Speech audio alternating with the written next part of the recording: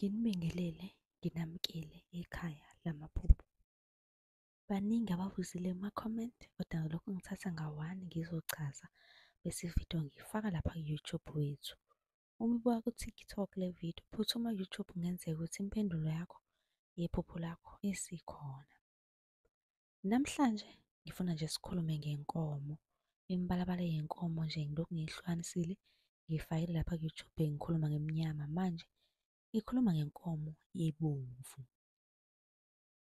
Ungakhohlwa ukuthi uma ukuthi umusha la ku-YouTube, subscribe phela ukuze nawe ungaphuthelwa ngokulandela uma kukhona ividiyo engiyifakayo. Ukuphupha ngenkomo ebomvu.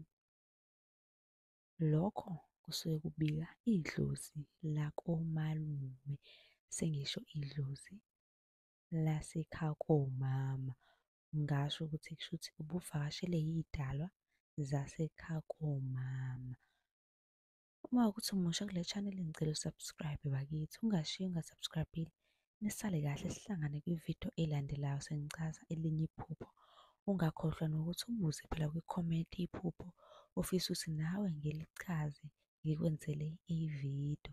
Ake ngiqhubeke ngichaze amanye amaphupho ababuzile kuma-comment.